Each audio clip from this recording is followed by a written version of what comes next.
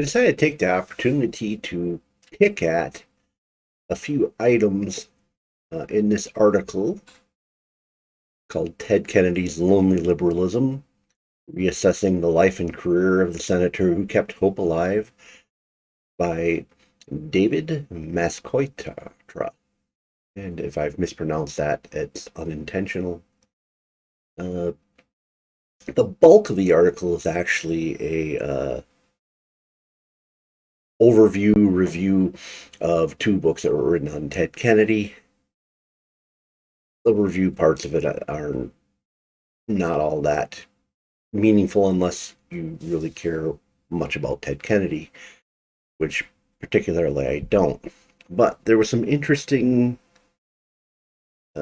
things that the author brought up here that I found kind of illuminating.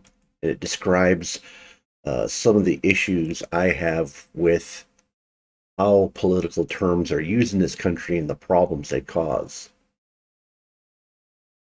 So,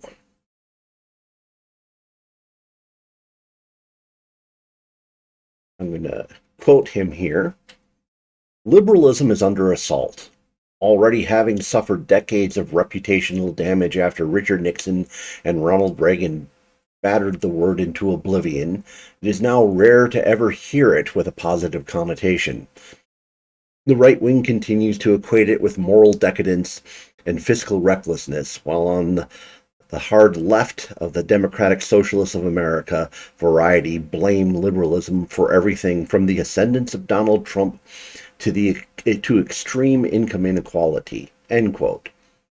So I find this kind of interesting that the people who are calling themselves liberals now are feeling pressure from both the socialists and what they consider to be the far right. Uh, People of the left really need to decide once and for all whether they are liberals or progressives and embrace the label that's actually them. A big problem is the progressives have been using liberals for a loincloth to cover up ugly, horrible things no one really wants to see. And essentially, when you're getting attacks from both sides, from the extreme left and the extreme right, I expect these attacks are going to continue to intensify. I actually believe liberalism is a noble improvement of mankind. It's the equivalent of eating right and exercising and doing a long term game in terms of one's health. It takes long time, dedication, and hard work. Whereas progressivism is like fad diets, stomach stapling, and steroids. It's instant gratification at the expense of unraveling a society by forcing change without having the time to weigh the holistic costs. Uh, I think there's a point where liberals could extricate themselves from the progressive mess they've let themselves be put into. Uh, when the opportunity comes, they should take advantage of it. Back to quoting the author. The historically illiterate hatred of liberalism not only eliminates serious consideration of right wing machinations and propaganda from political analysis, but also requires obliviousness to the achievements of democratic liberalism. And what he's saying there is true. Um, Few of the gains conservatives cherish would have been possible without liberalism.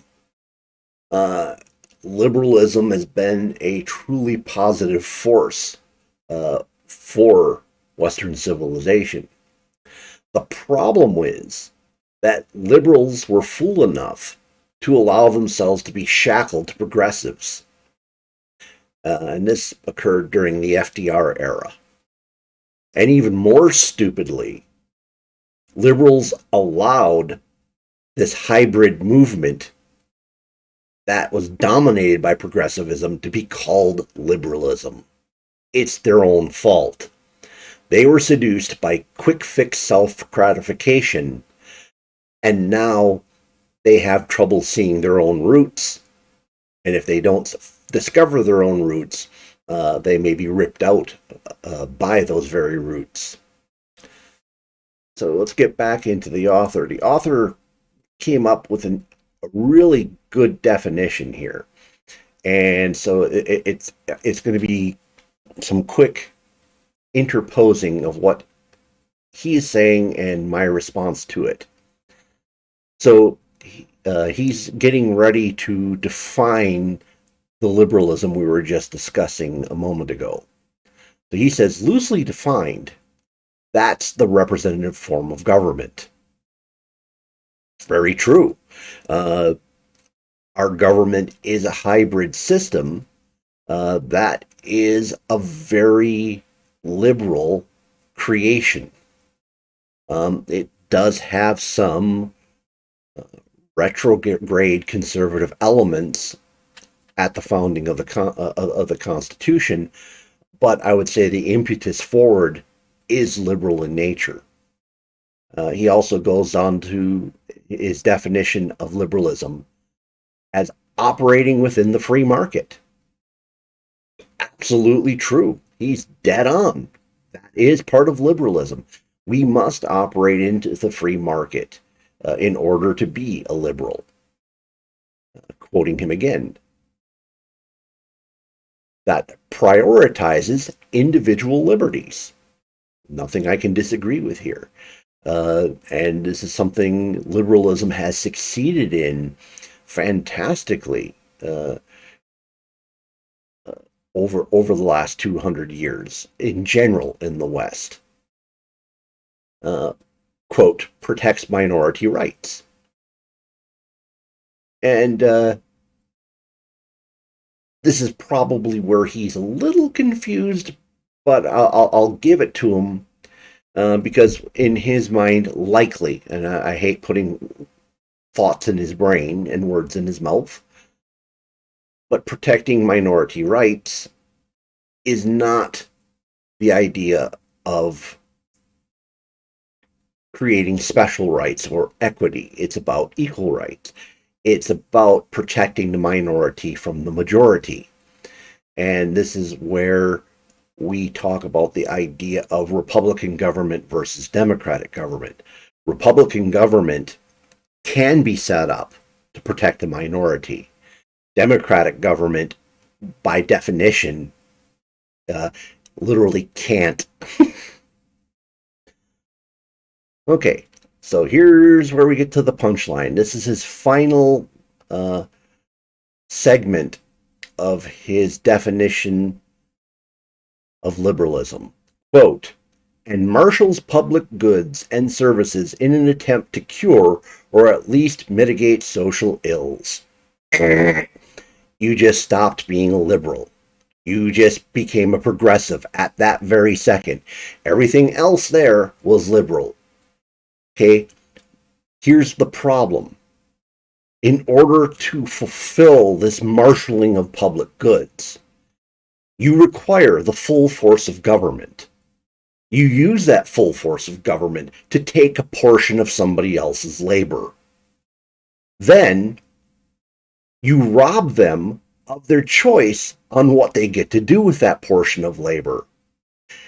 And then you have them, even worse, spend it on something they never would have spent it on in the first place, even if it's something they're absolutely morally opposed to. That is illiberal. That is progressive. If you start understanding the difference, you understand how to separate the two. Okay, quoting the author again. At precisely the moment when liberalism is facing criticism from the socialist left and under vicious attack from the fascist right. Okay, me again. So, if he vaguely understood the political terms he was throwing around, this would be kind of interesting.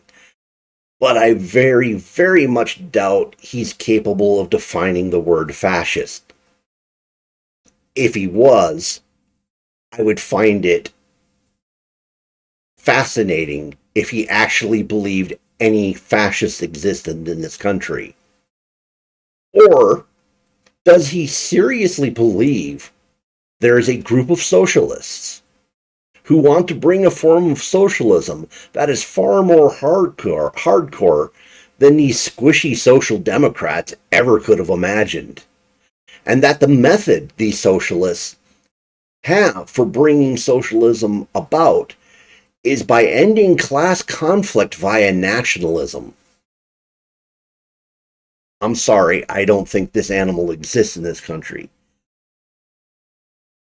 If you choose to carelessly use words like fascists without understanding their meaning, then you fully deserve all the hell you will get by allowing the progressives to co-opt the liberal label. So, in the comments below, what do you think? Is it possible to separate liberalism from progressivism? Uh, do you think anybody's even aware that these were separate entities that merged in the 30s? Any Ted Kennedy fans out there? Okay, please smash the like button. If the YouTube algorithm brought you to this by chance, please consider subscribing to my channel. If you think somebody might find this interesting, consider sharing it with them. And I appreciate you spending time with me this evening. Hope to see you again in a future video.